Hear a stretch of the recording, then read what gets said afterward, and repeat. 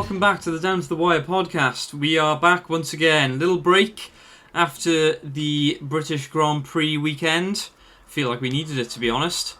And if we thought that was thrilling, well, Hungary well and truly delivered. Jack, how you doing? I'm good. I'm really good. It was a terrific race, and I'm buzzing off of it. But also, there's just 10 days now until the Premier League season starts. So it's all systems go. Is it only 10 days? Only 10 days. 10 days. My goodness. Mm-hmm. It's all happening. Yeah. But yeah, Hungary, flipping heck. I don't even know where to start, to be honest. It was just... Yeah. It was chaotic. It had brilliant racing. Considering as well, like, Hungary in the past has been a bit notorious for being very difficult to overtake at. We had some brilliant overtaking in all parts of the field, I should say. Mm-hmm. Yeah, should we jump straight in? Let's do that. Let's go lap one. Let's do that. Okay, so I guess in terms of qualifying, I mean, the front three was Hamilton followed by Bottas, followed by Verstappen, which I was a little bit surprised at. I don't know about you, Jack, but yeah, going into the race, particularly after seeing what happened in Monaco, and Monaco is, well, Hungary's described as Monaco without the sort of street or the glamour. Yes. It's just a circuit version of Monaco in a sense. So yeah, I thought we were going to see the Ferraris. I thought we were going to see the Red Bull dominating this weekend, but and Mercedes very much struggle. Yeah, but clearly those upgrades they've been doing have paid their dividends. Absolutely. Yeah, I mean, so that was qualifying. Obviously, we didn't have the sprint race this time like we did last race in Silverstone. Sorry, I just thought about something which I haven't even put in the notes. In qualifying, what did you make of the shenanigans where Hamilton was going quite slow, to be fair, on the flying lap? Well, not on the flying lap, on the lap before the flying lap, which meant that sort of Verstappen just had to rush just to make it to the line, and Perez didn't actually make it to the line. What did you make of that, just out of curiosity? I would argue that... I mean, I don't think there's anything wrong with it, personally. Fair. If Verstappen wanted to be 100% certain of getting a lap in, should have gone out a little bit earlier in front of the Mercedes cars. That's my thinking. And am I right in saying as well that Bottas was ahead of Hamilton? Yes. So Bottas had probably had about a 5-6 second gap on Hamilton going, on the lap itself. Because Hamilton was going slow to try and keep the Red Bulls behind. But yeah, I just wondered what your thoughts were. Yeah, I don't think there's anything in that, to be honest. I mean, but then saying that, I don't think Red Bull were really complaining about that, were they? No, I think they said basically said that it's just is what it is. As in, if Verstappen did the same thing to Hamilton, I'd think nothing of it. And I mean, I'll be honest with you, I'm not sure Hamilton was even doing it in his head to think, we'll slow Red Bull up here. I genuinely think he was just probably trying to keep a gap between himself and Bottas, and just trying to save the tyres as much as he could for his hot lap. Maybe. I don't think there was much gamesmanship there per se. I think that's just as in I think any driver would do the same. And ultimately, if Verstappen was that bothered about getting the lap in, he could have overtaken Hamilton. Yeah, there was a sort of a driver's agreement in a sense, unwritten rule not to overtake on those sort of warm-up laps. If towards the end, that is. Oh yeah, I agree. But if they deemed Hamilton to be going too slow, I think they'd be well within their right to go, right, we're going to go past them and get our lap in. Fair enough. Okay. Those are my thoughts. What about you? No, I do think he was slowing down quite a lot, just to make sure that they were really pressed for the for time, in a sense, when they did go to do their last lap. But yeah, I agree. Red Bull probably should have just overtaken him if they wanted to not be in that situation, and they probably should have had a bit of foresight not to go out so late. So yeah, it's their own fault, but also smart by Hamilton. It's a bit of risk reward, isn't it? Because it's like it's very similar to what happened with Hamilton in Monaco, where he was on a quick lap. You could see that it was not going to be as quicker, so he bailed, and then Leclerc crashed, and Hamilton didn't get to do another fast lap. So, you save the car for the end of the session when the track is at its best, but you run the risk of not being able to get your lap in. So Fair. I think it's swings on roundabouts. Yes, absolutely. Anyway, going on to the race. Lap 1. On to the race. Chaos. Well, actually, I don't know why I said lap 1. Turn 1. Chaos. Yeah, actually, the rest of lap 1 was rather boring because it was all behind a safety car. Well, 25% of the drivers who started the race didn't make it past turn 1, I don't think. Such was the event. So, yeah, so again, if you've not watched the race, don't listen to this podcast. Go and watch the race first, and then come back to this, because you're going to get an awful lot of spoilers listening to this. To be honest, who'd have thought? Not that we don't appreciate you being here, but for your own benefit. Yeah. So. Turn 1. Yeah, I don't even know where to start. To be honest, there's so much happening. Should we start with Bottas? Yeah. Well. Bottas crashed into Norris, who crashed into Verstappen, whilst Bottas followed through Norris into Perez. And also, just to tally up the score of drivers who crashed out, Lance Stroll T-boned Leclerc at the exact same corner. So a lot of cars got into a lot of contact. But yeah, starting with Bottas. Proceed. Yeah, I mean, it's worth noting as well that Bottas had an absolutely horrific start. I feel like Hamilton had a very good start, which may have exaggerated how it looked, if that makes sense. Yeah, but at the same time, both Norris Verstappen, and Perez... Yeah. Or was it... Well, and Verstappen. Yeah, and Verstappen all flanked him before the first turn, which is quite impressive. So yeah... someone described it as being mugged. I thought it was quite apt. Yes, it was. He was very much under the cosh straight away. Very slippery conditions, and I think what made it interesting was the fact that I say both. All of the practice sessions and qualifying had all been dry. So this was kind of the first sort of wet racing there had been for the Formula 1, obviously. It was the first sort of wet conditions they'd had in Hungary. But as you say, it was a bit of a domino effect. Bottas went into Norris, who was then completely out of control and plunged into Verstappen, and while Bottas was still going, he took out Perez. It was just carnage, absolute carnage. It was one of those ones where there were cars spun around everywhere. You know, there were a couple of cars who got caught in the melee and managed to survive. I say survive. Verstappen, he survived but had significant damage. Amazed that he survived. Yeah, I don't know how he survived, to be honest. Danny Rick as well also kind of got caught in the melee and managed to survive again with damage. It seemed that if you were a slow starter or a slow qualifier, this was the race for you. Because literally everyone, I think at the end, or rather the start of lap 3, there were only 2 cars that started in the top 10 that were in the top 10. Well, I mean, we're saying that Bottas had a poor start. I think the only man who had a worse start, possibly, was Sebastian Vettel. And by the end of the first lap, he was third. Second? Oh, yeah, third. Yeah, you're right, yeah. Third, because Ocon managed to kind of sneak through. Forgot that Hamilton was still up there. Yeah. So, yeah, it was just absolutely chaos. Our description won't do it justice. You have to go and watch it, really, if you haven't seen it. Yeah, so I don't think it's just the fact that cars were out of the race. There are some who've taken lasting damage, so I think they've said that Charles Leclerc is going to have to take another engine, isn't he? Yeah, Perez and Verstappen both are going to as well because of it. Yeah. So a lot of cars. Is Verstappen as well, is he? Yeah. I thought Verstappen had a new engine at this race.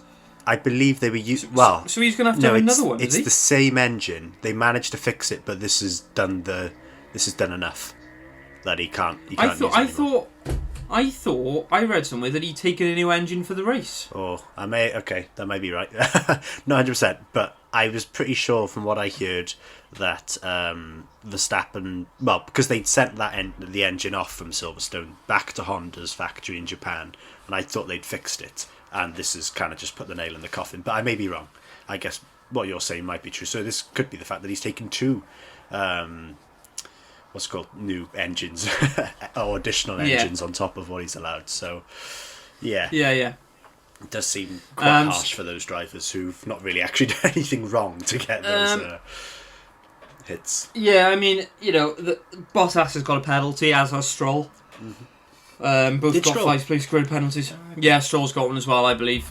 So they both got one. How much of the crashes, starting with Bottas, do you think was actually his fault, and how much do you think actually was just the conditions? Like in a sense, some people, just brake too late. It's their fault. Some people get caught out by the conditions. What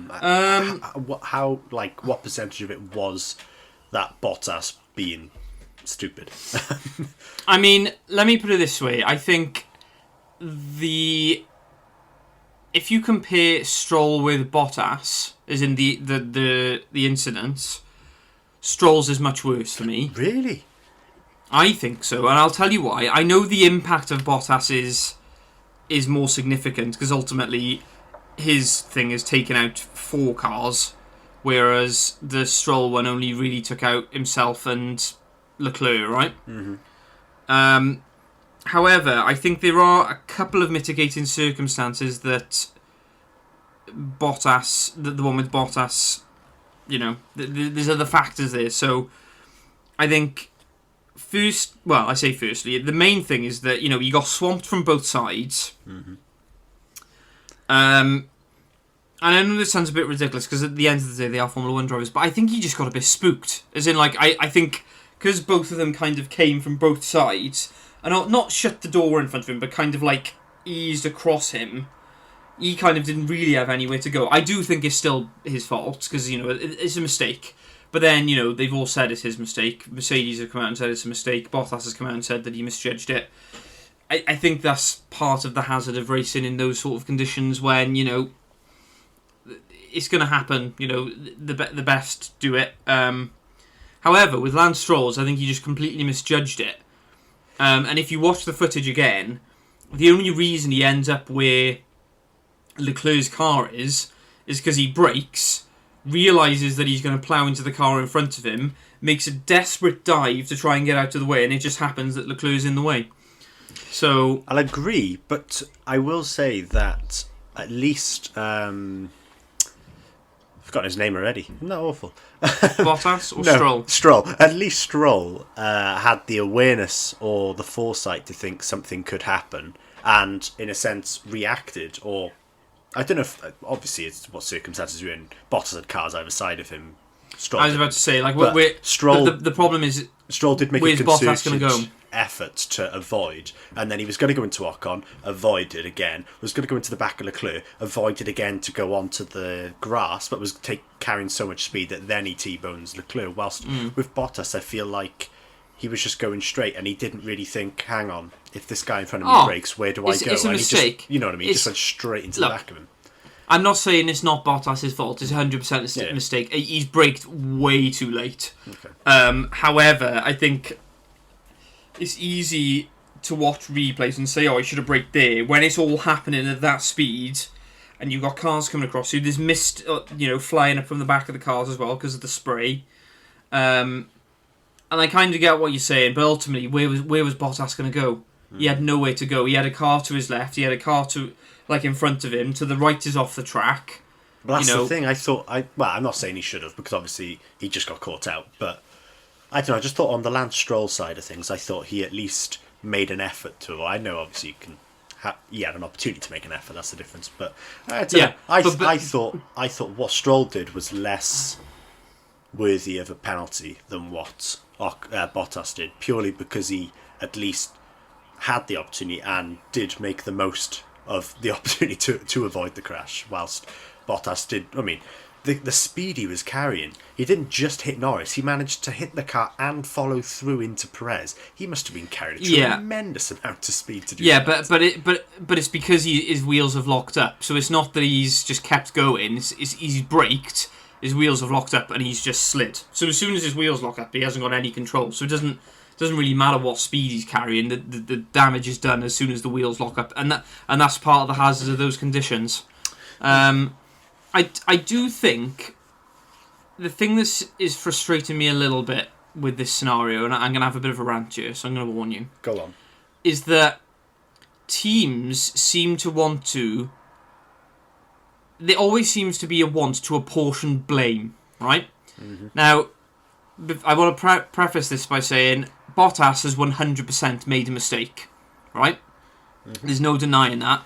Bottas has braked way too late, and as a result, a lot of cars have been taken out. However, that is part of Formula 1. Think of the amount of times, like for example, Charles Leclerc at the start of last season, Austria, plunges his car up the inside, takes out Sebastian Vettel's wing. Mistake. That's just the way it is. Drivers make mistakes. I don't understand. And like Norris came out as well and said something along the lines of, perhaps it's because he's at the front so often, he's forgotten how to race, Yeah, blah, blah, blah. He needs to learn how to race in the pack. It's like, mate, he's probably got more podiums than you have race starts. Like, pipe down. But I can see his point. No, I'm sorry. Bottas makes a lot of mistakes in the pack compared to... Does he?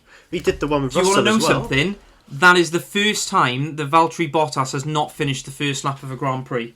Oh yeah, that's the first. Yeah, but that's not the point he's making there. He's not making it about particularly on the first lap. He's saying in the pack he makes mistakes. He did the one with Russell. Does he though? He's done the one now. But that was 50-50. Well, not 50-50, but as in it wasn't all Bottas's fault. I wouldn't have said that was Russell's fault. No, but I wouldn't have said that it was solely Bottas's fault either.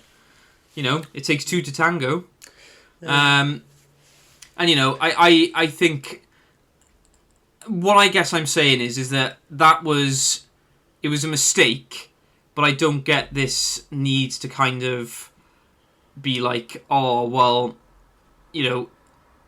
Yeah, I just think it's a little bit salty of Norris, to be honest. Well, actually, I understand that he's his salt. I can understand it because he's been given so many penalty points and penalties for such petty things from the FIA this year. In terms, you think of the one in Baku where it's like you cross the white line, with the pit lane entry, and he was like, yeah, but there was a car crashed. It was like, you know, is it shut? Is it open? He wasn't sure. He just playing the safe option. You think to Austria, it's like Perez goes for an ambitious one on the outside, and all of a sudden that's Norris's fault, and then he's had. I mean, all 8 of his penalty points, I think, were under dubious circumstances, and he's like, well, if I'm getting all of these, but then when's Bottas has to get something because they got a comparison. You know what I mean? I agree, but the one thing I would say is that Bottas has got a 5-place grid penalty for next week. Or next race, whenever it is. So it's 4 weeks now, isn't it?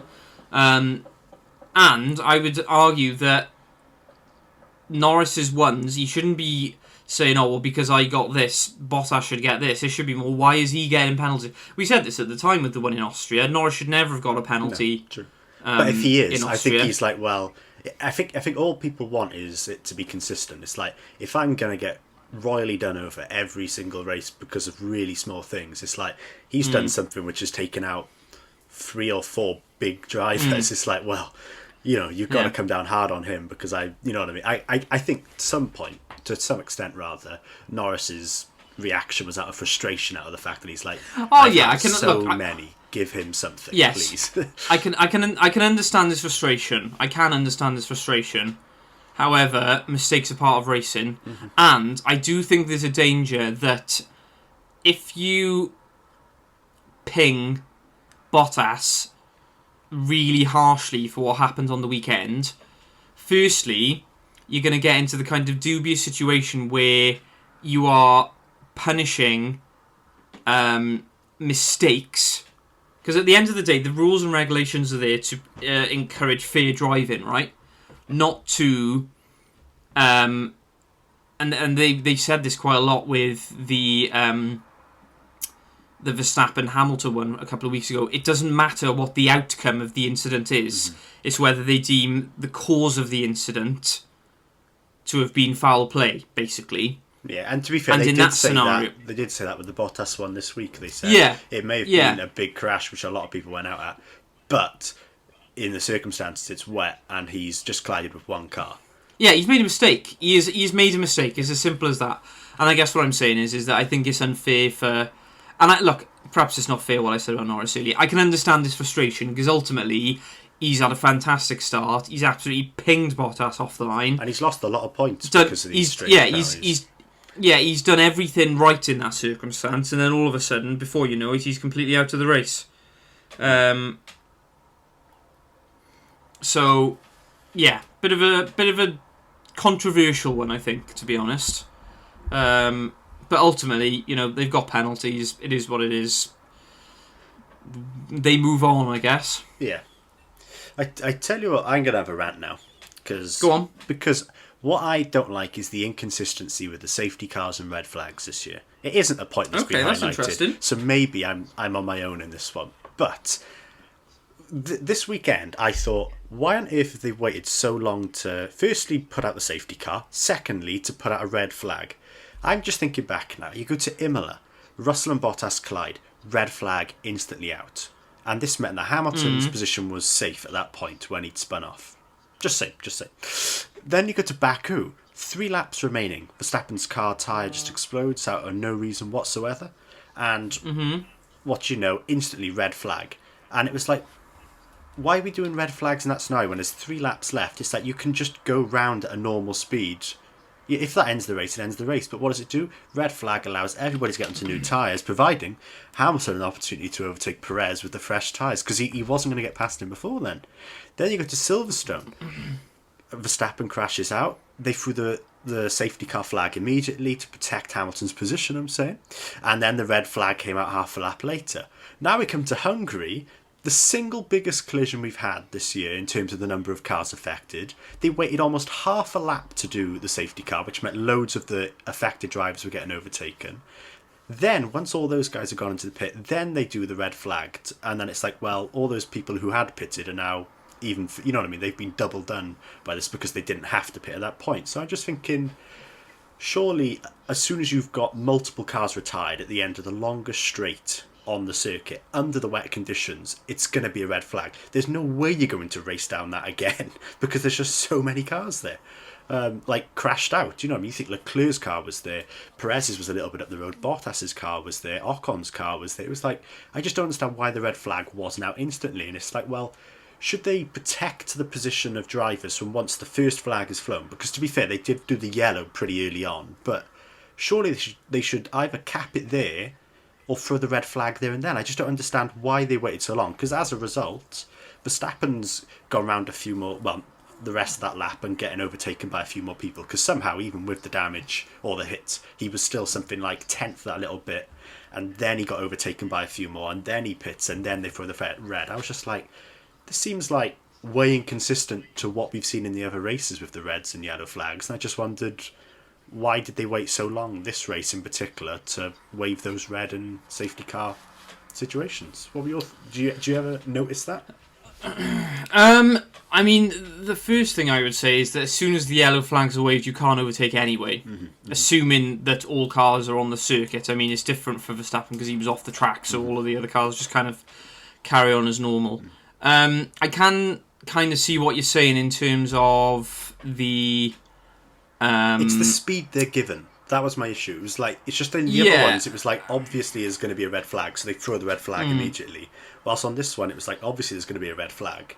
Like, even when it happened, I thought, that's a red flag, that. But they waited a whole lap, pretty much. And so, it was like, so what were the other examples you used then? Was Baku one of them? Baku was one of them, where Verstappen's car crashed in a relatively easy to retrieve area. And in previous races, if a car has crashed out on the home straight, they just get the guys to, drive down the pit lane instead, so they can clear it there. And I don't understand why they brought up. I know kind of why. It's because they didn't know what was going to happen with these tyres. Were they just going to start exploding? But what we've seen in previous races, I mean, I can't remember what year it was, but it was when I think Alonso won the world title, and I think, did he win it underneath safety car conditions where they all just went round for the last lap or something? And I was thinking, just going back to that, I thought, why haven't we had a replication of that? Why have we done the red flag here? It seems to have given some people an opportunity. I mean, one thing I would say is that they have kind of used the red flag a lot more in the past couple of years than they would have previously. Okay. I mean, I would kind of agree with your statement about Baku. However, it isn't an easy place to retrieve, but it's still on the track. Because ultimately it's a street circuit, and the scenario, you never want to have people, it doesn't matter how, because at the end of the day, even though they're under safety car conditions, they're still travelling like 70 mile an hour, right? As in, they're just not going as fast as they can go. So I think the Baku one is slightly different, and you've also got the issue of it's not just where the car is, it's where all of the debris was, and in that circumstance, it was over the whole, over the width of the track, pretty much. I do get what you're saying, though, as in why I don't know why they've seemed to hot up on the red flags. I mean, I think the reason they've potentially done it is because of the issue there was with Jules Bianchi a few years back. Yeah, to be fair. I don't have qualms with them throwing red flags.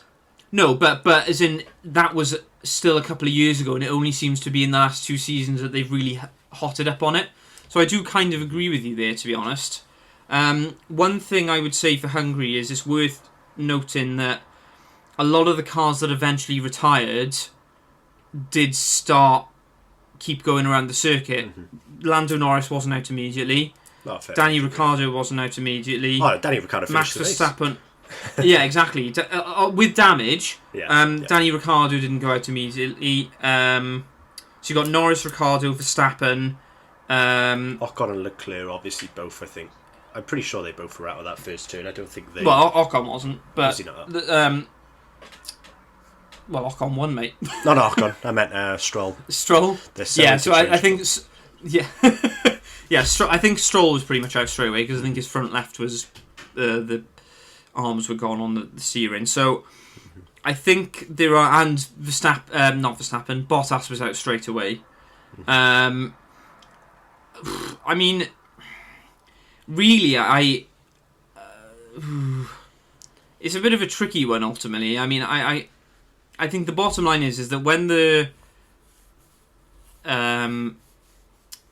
flags are raised anyway, as in when the yellow flag happens, you can't overtake, right? No. So as soon as the yellow flag was only for sector 1 at the beginning, so they were allowed to race for the next 2 sectors. It was, but then what you got to remember is as soon as there's a red flag anyway, they all go to the pits, and that's where they are, and then you're having a restart on the grid anyway. Yeah. So that kind of advantage, I guess, that the front runners have compared to Verstappen, for example, because he's having to rejoin the track, that's effectively wiped out. It is, but they waited so long on the red flag was my issue. Like, Verstappen actually had time to pit, come out, and then the red flags happened.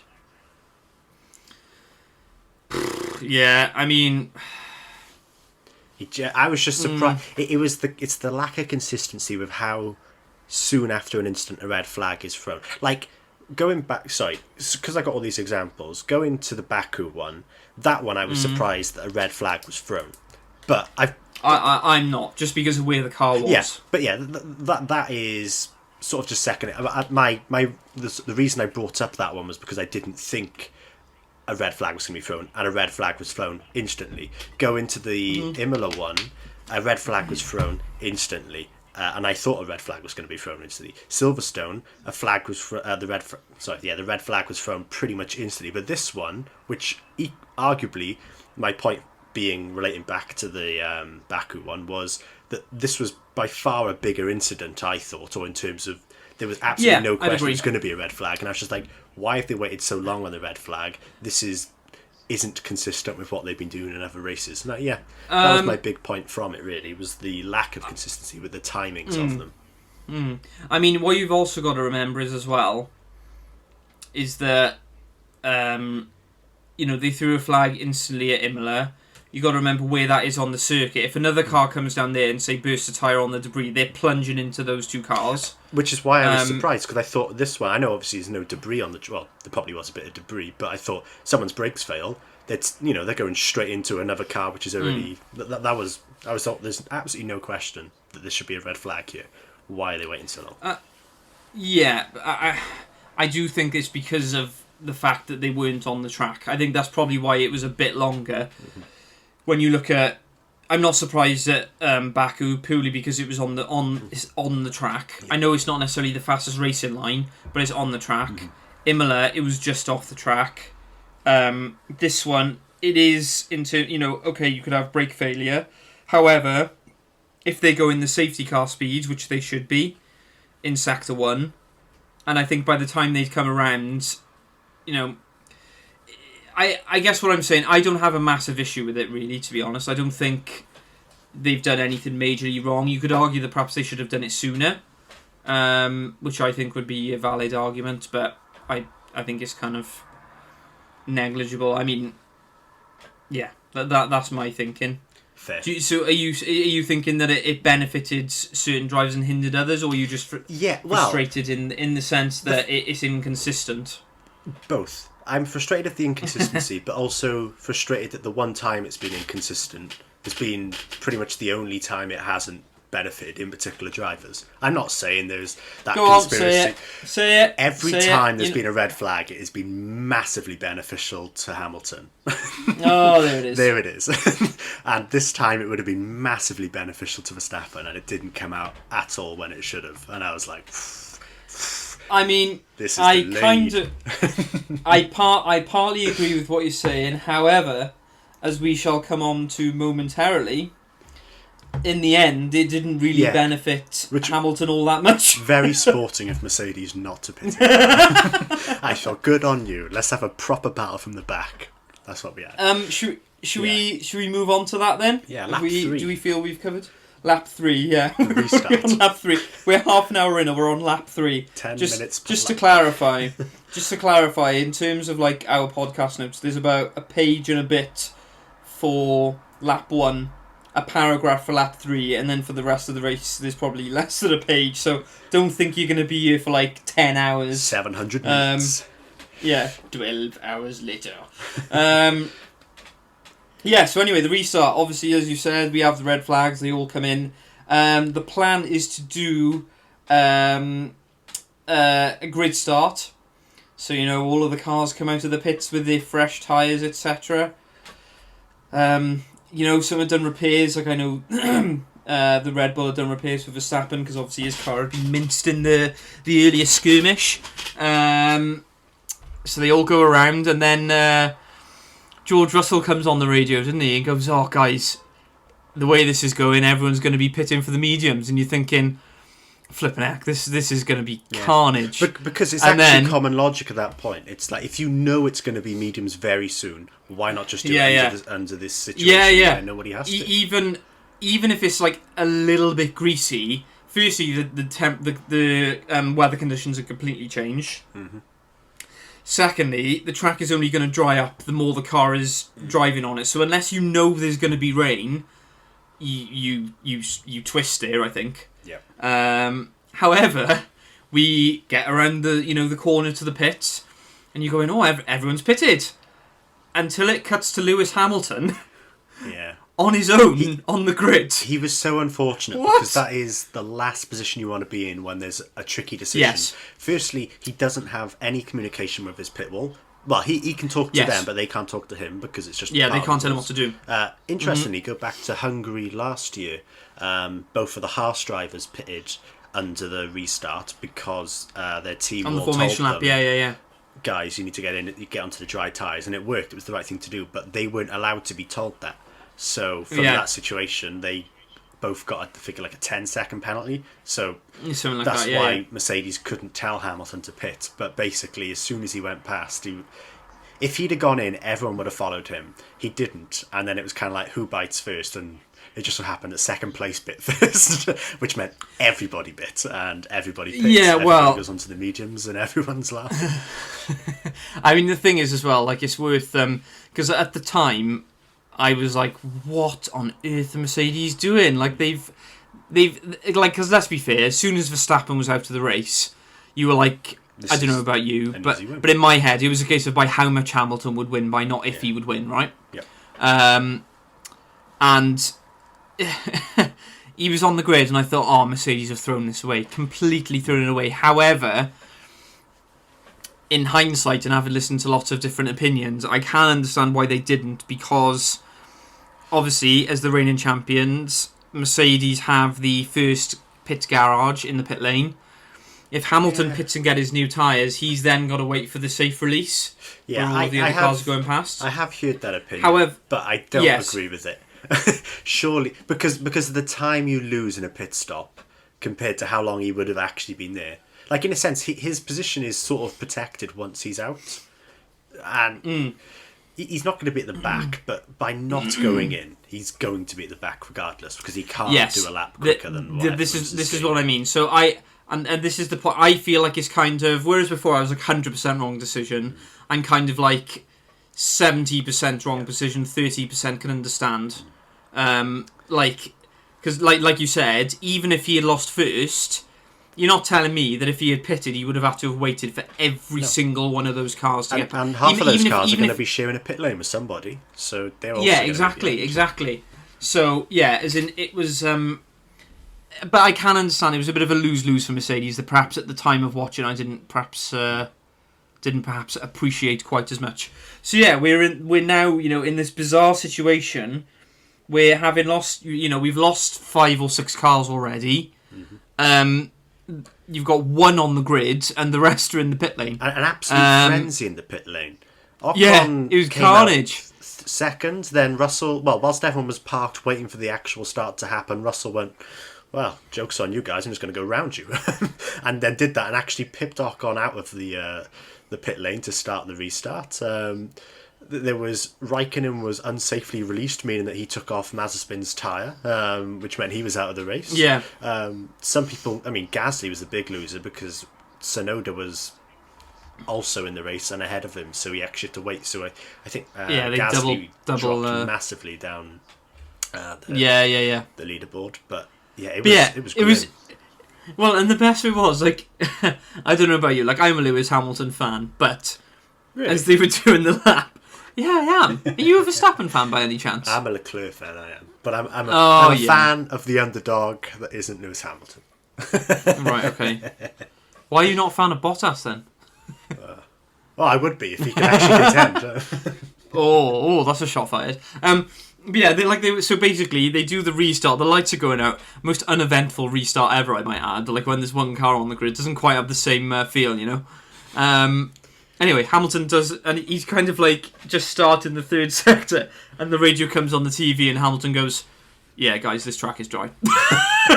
He's like, "Thanks, cheers, Jeff." So then they do the first lap.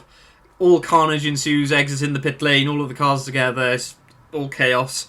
Hamilton pits, because obviously he's still on the intermediates at this point. And he pits for the... Did he go on the mediums? I think he did, didn't he? He did medium, hard, medium. But the best bit was, at that point, we were like, George Russell's going to be leading the Grand Prix in a Williams. Because we didn't know that at this point, we didn't know what had happened in terms of the pit lane, because we didn't really see it, because they just showed Hamilton starting. Williams had done an absolute blinder, and somehow Russell was first. We saw Hamilton starting and coming towards the first corner, followed by George Russell. And then, obviously, the comms had come through, like, George Russell, like, you can't do that, you've overtaken the pit lane sort of thing. A bit of a unique scenario, so you can understand why that sort of thing had happened. Because you can overtake people by being quicker in the pit. But when they're all stationary, you're not allowed just to go round them and go, well, joke's on all you. But then George Russell started dropping down the grids and you were like, are you serious? Like, the guy he's leading the race and now he's got car problems? Lap 3 was a bit chaotic. So by the end of lap 3, so Hamilton had pitted, he'd done lap 3, come into the pits. He ends up in 14th, which at that point was last, because we've lost a load of cars. You got George Russell, who then drops down, and then all of a sudden you've got Ocon, followed by Vettel, leading the race. And there was like a 9-second gap between them and, well, to be fair, third place was Latifi. So Latifi was sort of just holding everybody up, which does play quite big into the context of that was predominantly why those two ended up being a big chunk ahead of everybody towards the end of the race. So good on Latifi.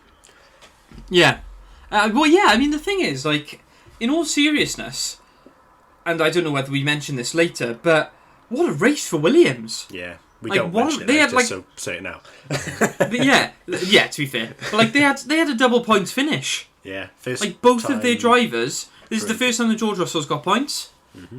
Like, this is like a big stepping stone for Williams, as in, like, let's be fair, Williams of 2 or 3 years ago would have finished rock bottom anyway, regardless of all of these shenanigans. But no, they stuck in there. And to be fair, Latifi was competing. He would have Yeah. remained third had they not sort of fluffed up the pit stops. Because in the pit stops, I think he went a lap or two later than most other people, which meant that he dropped from The undercut, third all the way down to something like 5th, 6th, maybe even 7th. Yeah. Which obviously he's never going to catch up to people, but he was doing good Yeah. enough to keep him behind. Yeah. So yeah, and then we kind of had a little bit of a lull, didn't we? As in Hamilton was kind of He was catching up to the back of the pack, but as in he was struggling to kind of overtake, as was to be expected at Hungary. And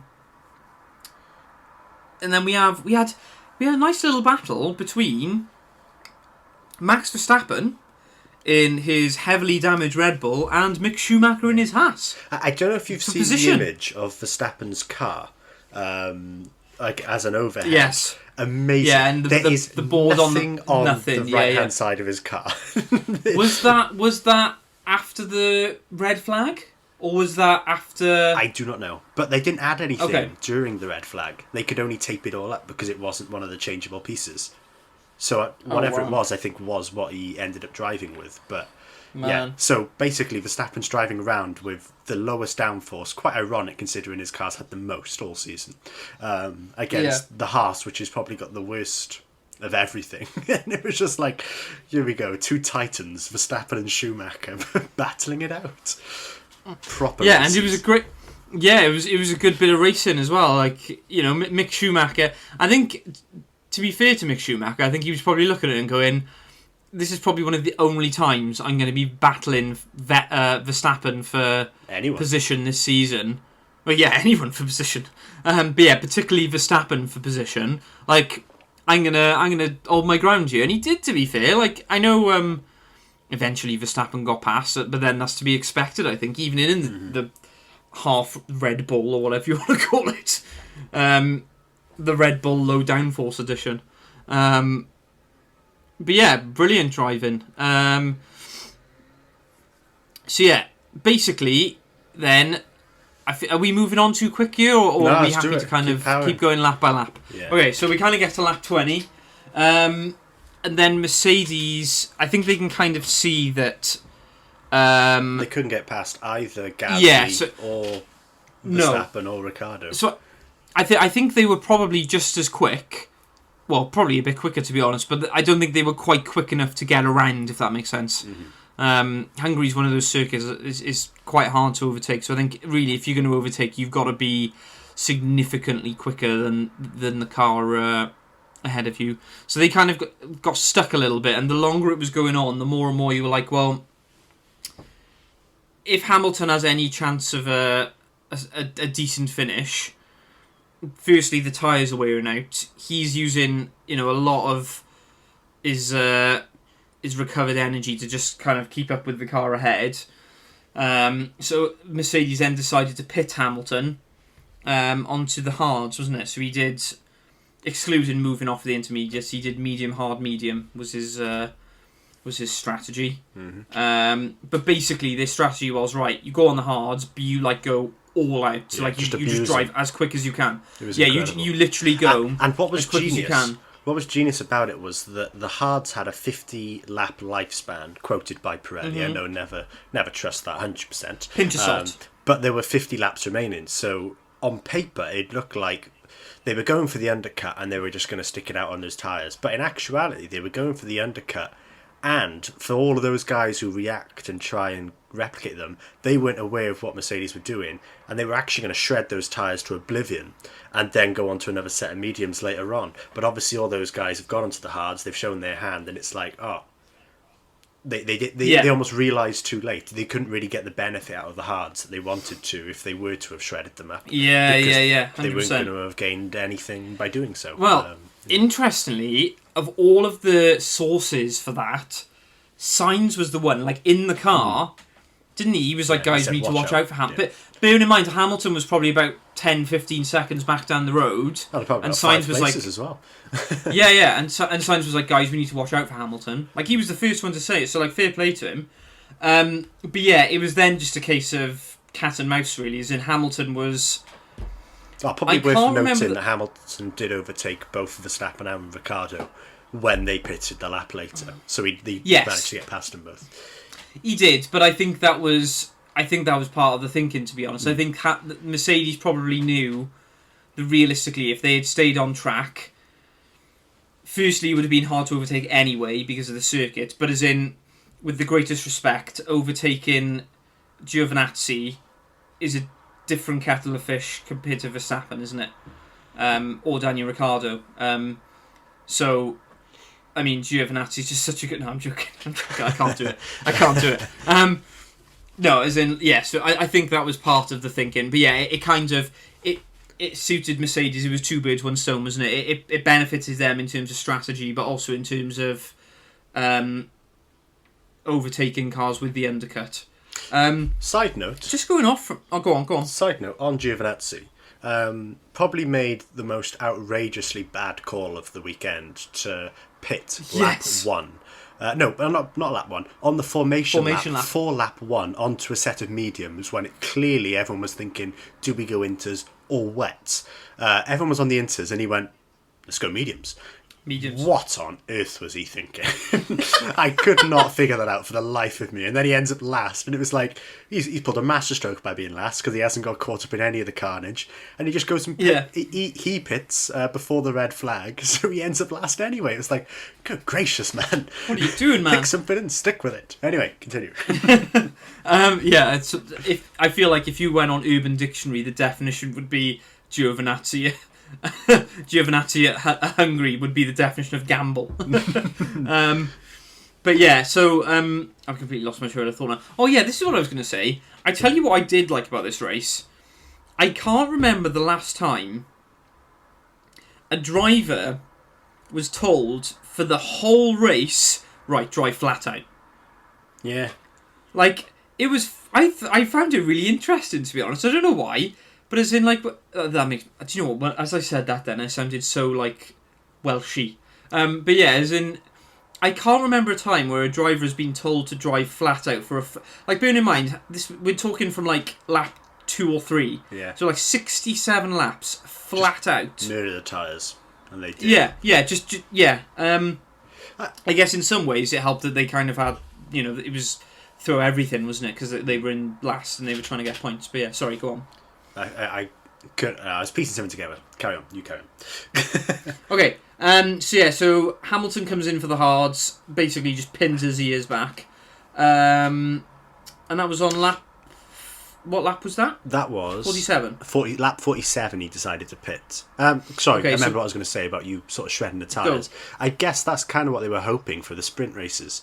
People just to be shredding tyres and going as fast as possible. But I guess when everyone's shredding your tyres, it doesn't really work out. So yeah, no, because you don't get the differential. Absolutely. Maybe, yeah. But anyway. But yeah, as in... So it seemed, you know, like, as you said, that Mercedes kind of...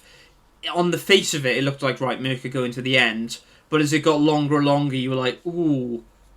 They have the option of going on to medium, and not just the mediums, a new set of mediums as well. Which and when they did that, they dropped from 4th down to 5th. That is how much time they'd gained on everybody else. Yeah. It was not it's any crazy, isn't it? Remote idea that they were... You know, you lose one position, but you get a new set of tyres. You're doing it. Anyway, so, as you say, you know, he's gaining a load of time, and the more and more this goes on, you're thinking, this is going to be Mercedes' race again, isn't it? Somehow, so much quicker. Mercedes, they were just so much quicker. In steps, Fernando Alonso. Okay, that was by far pulling one out from the back book or the back catalogue. Sensational. It was immense. Honestly, that is the best driving we've seen this season. It was phenomenal. Yeah. A man on tyres, the worst, you know, he was on the hards, Hamilton on the mediums. The mediums have been like 5 laps old at this point. The hards, he was at they were 20 odd laps old. And he managed to hold him off for, what was it, 8 laps? 8 laps. And it was incredible like driving. It was just like, I think this was Alonso going... Hamilton had the best of me when they were in McLaren. I'm going to ruin his day.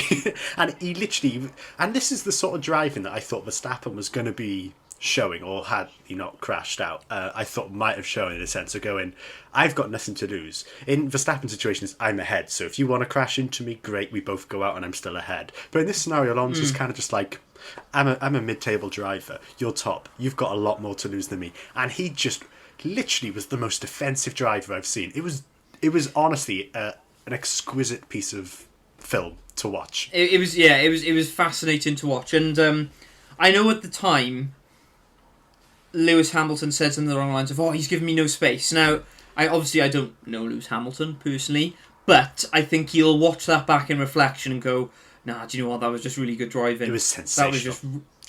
It was brilliant driving." I mean, the thing is, I can understand why Hamilton was saying it at the time, because they are going to like crazy speeds, so it probably felt a little bit like, "Whoa, dude, what are you doing?" But I did think it was quite ironic when he said, "Can't be making moves like that at that speed." I thought, mate, did you watch Silverstone? But yeah, it was one from the back catalogue for Fernando Alonso, and with the greatest respect to Esteban Ocon, as far as I'm concerned, Fernando Alonso won in that race. He did. Like, he knew his job. And this is what I mean. Yeah, so like you say, it was like 8 laps. And it was only because I think eventually Hamilton probably would have got him anyway. But Alonso ran deep into turn 1 and Hamilton just kind of went up the inside, and that was that. Then he made it stick. You can say the most beautiful part of Alonso's defensive driving was he took the wrong line into almost every corner because it was the defensive line to take. What he was smart at, what he did that none of the other drivers were doing to hold Hamilton up, was he wasn't accelerating. He would go through the slower, and then Hamilton would sort of take a wider berth, but then cut back. That was how he'd overtake people or get ahead of them. Instead, Alonso just didn't accelerate. So when Hamilton goes to do the cutback, he's still there, and then he'll just So it's like, okay, you both go from a standing start to the next turn. And basically, genius. Alonso was placing his car on, like, just in the right place. Yeah. And rather than, basically, he was going for he never the cut defensive across. line, rather than just trying to go quicker than Hamilton on the fastest line, if that makes sense. Genius. And yeah, like you said, it was at no point was it dirty. There was no sort of weaving or anything like that. There was that one point where they kind of went side by side, and you were like, "Oh my goodness, that's close." But he was, it was who could take the line better, and he went, "I'm going to take it up here," and he played the right angles and consistently made Hamilton have to second guess himself in terms of where he was going to go. It was phenomenal. Anyway, lap 65. So basically, Hamilton manages to get past eventually. He got Sainz fairly easily, didn't he? Yeah. Am I right in saying that? So it took him 8 laps to overtake Alonso on when he had his freshest laps, probably with the mediums. It took him 2 laps to make up the 1.5 second deficit he had to Sainz and overtake him. It was like, that is how good Alonso was driving. Well, and am I right in saying as well that at the point when Hamilton overtook Alonso, he was something like 7 seconds behind Vettel? 9.3. Was it 9 point? He was 9.3 and he finished seconds. 0.622 laps behind. That's seconds behind. Like, that's mental. He made that up in 3 laps. He made up 9.3 seconds. 9 seconds. Well, and that just goes to show, like, if it hadn't been for Alonso, Ocon would have been a sitting duck. Because Ocon wasn't he like a second ahead of Vettel? Yeah. Or something like that, like a second and a half, maybe? maybe? From Ocon to Vettel and a second then from Vettel to Hamilton going into the final turn. Yeah, so, I mean, it is worth saying, like, it was a brilliant drive from Hamilton. Like, it was all out for 67 laps, basically. Well, that was sort of what I took away from the race. Previously, I've been irked when I've thought Hamilton's benefited massively because Verstappen's had a tyre blowout or Verstappen's been done by something or other. You know, stuff that's sort of out of Verstappen's remit. But I can have absolutely no qualms. Or maybe thinking even back to Imola when it's like, oh, he's benefited from that red flag. You know, he'd have been lapped by half of his car. But this one, I can have absolutely no qualms against Hamilton. He came from last, overtook everybody with whether that be strategy or just flat out driving skill, and ended up third, and then got promoted to second afterward. Unfortunate that for Vettel. Really unfortunate. I mean, it's one of those ones where you're like, oh, does it really matter though? But it's the rules, so brutal. It is brutal. There's no denying that. The thing that made me Do you want to say a the little rules? bit though? For those Yes. who aren't aware. So we're talking about rules. You're just gonna have to guess what rules we're talking about, people, if you're listening. Pick one. Basically, pick a rule, any rule. No, basically, so the finishing top three then was Ocon, followed by Vettel, followed by Hamilton. However, the FIA couldn't get a large enough fuel sample from Vettel's car. And am I right to say that's just to check he's using legal fuel? I think it's for two reasons. Now, I think, firstly, so they can do a test sample. So obviously they need a significant amount for that. Now, the rule is that they have to have, at any point during the race, they have to have a litre of fuel in the car, right? At least a litre of fuel. Now, the Aston Martin had 0.3 of a litre. Aston Martin claimed that there was 1.4 litres in the car, but they could only pump out 0.3, which to me doesn't make any sense. If you can't pump it out, then where is it? Like, that would be my question. Yeah, possibly, but yes. So I think, as you said, they do tests on the field to check that you're not cheating. However, I also read, which I thought was interesting, and I don't know what the measurements are in terms of litres to kilograms, but they say for every kilogram of fuel that's in the car, you gain 0.035 seconds. Okay. So there is also, it's not just the testing, there's also a speed advantage that you get from having less fuel in the car. So does that mean, going back to Baku, Perez, when he retired literally after the first turn of the after the race had finished, does that mean they were thinking, we don't have much fuel, just retire the car there and we'll get the fuel out there and then? Do you think that was part of their thinking? I don't know what. I think they may have had other issues, didn't they? For I can't remember for that one, but that is generally why cars stop on track. A lot of the time, if they get to the end of the race and there isn't like a known issue and they stop on track, it's generally because they want to make sure that they've got enough fuel in the car for testing. Hamilton's been pinged for that before in qualifying. Mm-hmm. I'm pretty sure he has. I heard about it in qualifying. It's not the first time. You've got to be you know what I mean? Yeah. But I know for the race they don't pick you up for not having fuel left, but they just need to make sure they get there. I'll be honest with you, I don't know how stringent they are with the rule on races. I know for qualifying they're quite stringent, which makes sense because of what I said in terms of the amount of fuel you have can lead to a time benefit or deficit, or whichever perspective you're looking from. So I think they're really strict with it with that. I think if Aston Martin had been like maybe 0.8 or 0.9 of a litre, I think there may have been room for debate. Mm-hmm. But as in, 0.3 is really, really low. 0.3 is really low compared to 1 litre. As in, that's a significant amount of fuel that they're under the threshold. So very unfortunate. However, and as in, they must have known. They must have known going around the track that they didn't have enough fuel in the car. Because it's just a bit of an unfortunate one for Vettel as well after a good drive. Well, yeah, very good drive. But an excellent drive, yeah. But I mean, ultimately, Ocon won. First win in Formula 1, the 111th new driver, I believe. I don't know, but it is a new driver. Yeah, new driver, new race winner. So that's always exciting to see in Formula 1. Isn't it bizarre though that Ocon winning a Grand Prix isn't the most shocking thing that happened in a race? So much happened. Like when Gasly won the Monza, it was like, this is incredible, great for them. This is like, there was so much else going on. I mean, there was a period where there was nobody who deserved to be in the top 10. It was like, what is going on? But yeah. Absolute carnage. Yeah, but the race was brilliant to watch. I mean, you had a bit of everything really. You had new people at the front. Mm-hmm. You had Hamilton coming from the back, having to race through the grids. I know he had not benefited, but as in they tactically overtook some cars rather than overtaking them on track. You had Mick Schumacher and Verstappen having a bit of a battle. You had Fernando Alonso rolling back the years. Sainz had a good race as well. it's easy for Sainz to go under the radar because he didn't get on the podium, but I thought Sainz had a really good race. He did in the end. When Vettel gets kicked out, oh, yes, he's of the course. new third place. That's of the second course, time he's had a yes. third place out. Yes, it is, yeah. Are those his only two penalties? No, he would have finished on the podium in Monaco, wouldn't he? Yes, he did, yeah. So, he did get on the podium in the end, you're right. But yeah, absolutely bonkers. So overall, I thought it was a brilliant race. Yeah. I did feel a bit for Verstappen because, he's been so unlucky.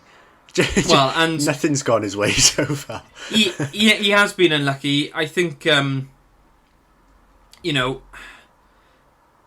it seems bonkers to me that after the dominance of Red Bull going into the summer break, Mercedes lead both the drivers and the constructors. Mm-hmm.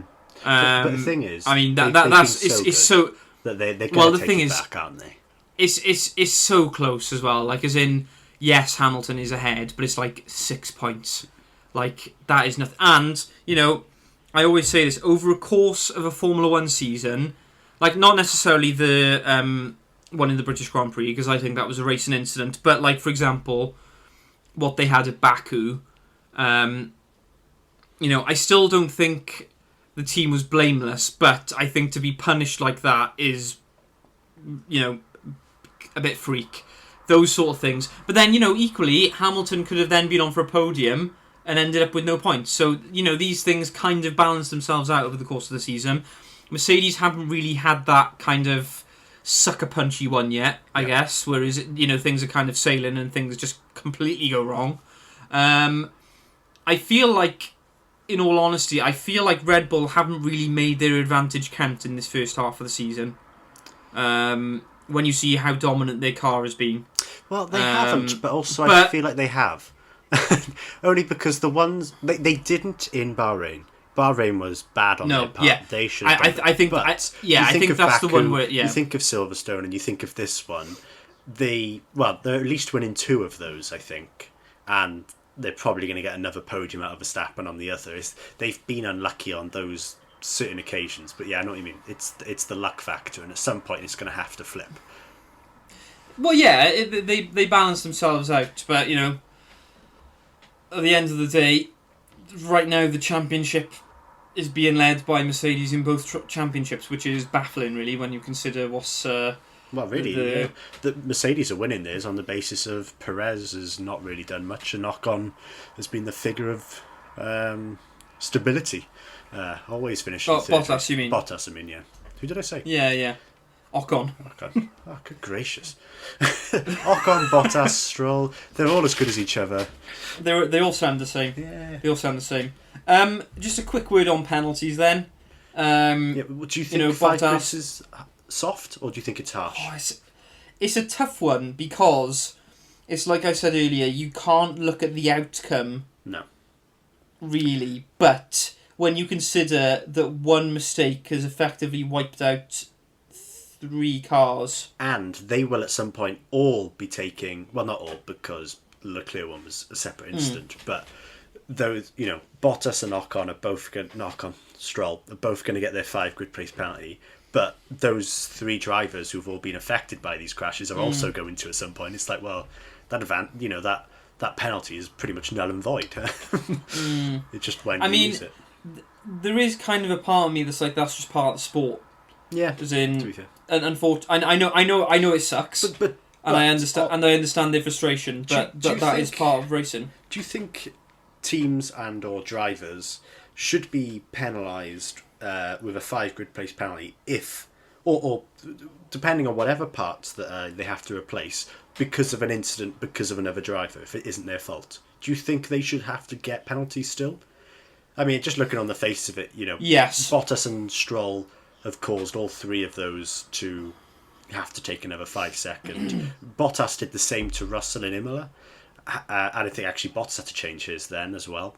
And to some extent, I know obviously it's mostly a racing incident, but the FIA did say that Hamilton was more at fault than Verstappen for the Silverstone incident, so they gave him a 10-second penalty. So that's another one which is added towards that sort of bank of engines which Verstappen's had to use. Do you not think that it's a bit harsh to make them sit 5 grid place penalties for things which are as a result of other drivers? No, I don't think it's harsh at all. Wow. You think just It's purely this unfortunate. racing incident? Like, this just happens in racing?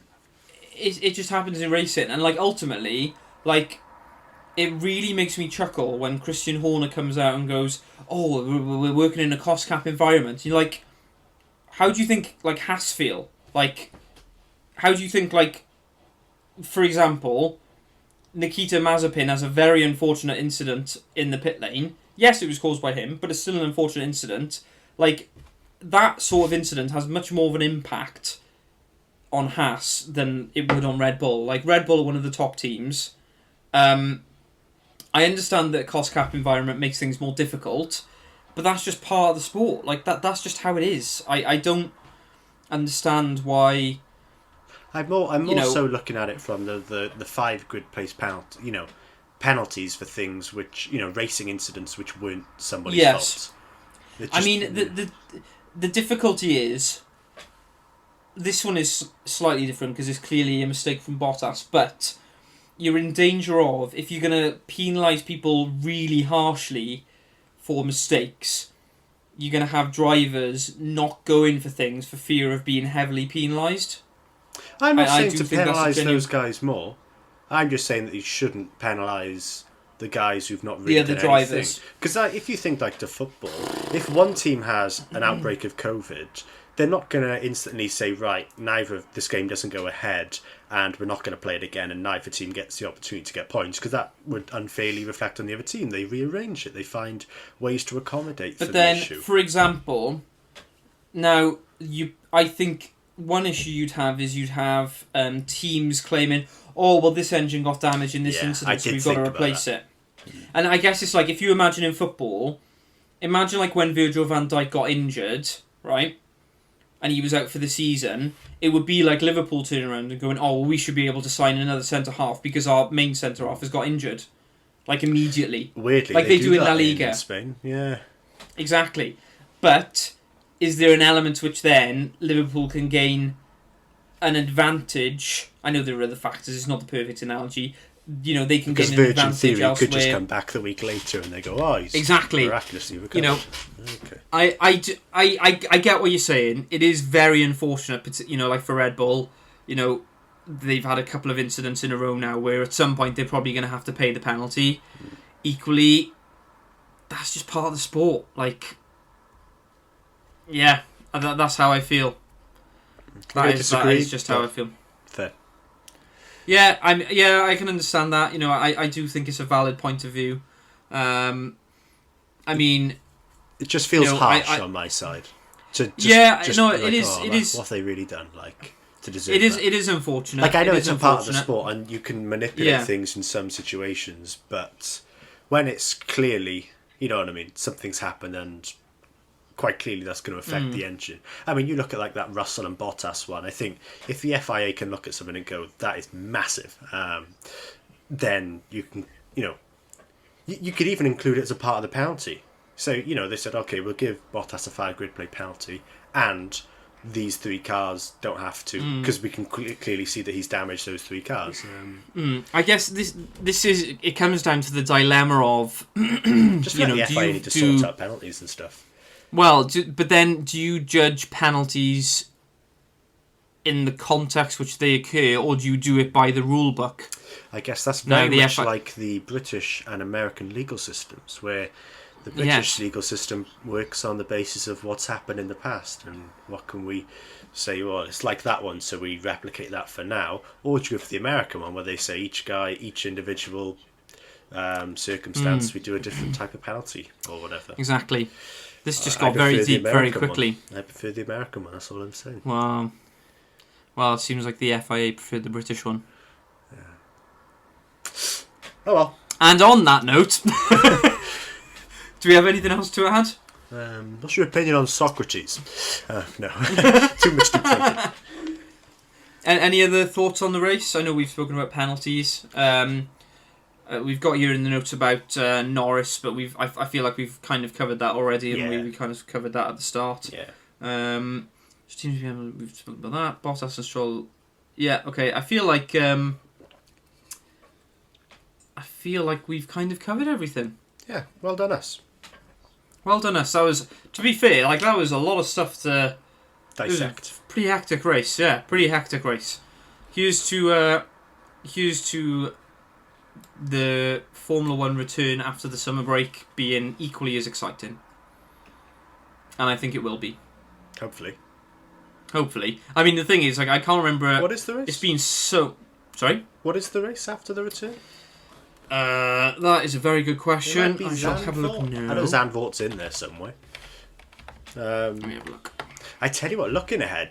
I don't know, probably could do a whole podcast on this, but looking ahead, you got Saudi Arabia. Spa, Saudi Arabia, you got Abu Dhabi, you got Zandvoort. What else we got? Monza. Anything else that I've missed? Russia. Russia. Anything else? Turkey. Oh. Suzuka. Kota. Do we have Australia? Mexico. No. It's cancelled. That's been cancelled. Oh, okay. Yeah. That's interesting. Brazil. Some good Brazil. Oh yeah. Oh yes. We've got some of the best circuits still to come, in my opinion. Will it go down to the wire? Say that. Down to the wire. Will it go down to the wire? Down to the wire. I think it will go down to the wire. I think all of this season is going to go down to the last race, literally down to the wire. Down to the wire. And on that note, before we do everyone's head in, that is the end of this podcast. If you didn't know, you're listening to the what podcast, Jack? Down to the wire. Yes, you are listening to the Down to the Wire podcast. If you're listening, you can do it again. If you're listening on YouTube, why not subscribe? We do fairly regular podcasts. This is episode 37 of the Down to the Wire podcast. Of the Down to the Wire podcast. If you're listening on Spotify, why not give us a follow? We're also on Google Podcasts, Apple Podcasts, Breaker, Anchor, Pocket Casts. Yeah. We will be returning. I'm not sure when, but we will be returning for a Premier League preview. Whoop whoop. It'll be interesting to see what happens with transfers between now and then. But until then, Jack, thank you very much. Thank you. Pleasure as always, and we shall speak to you all soon.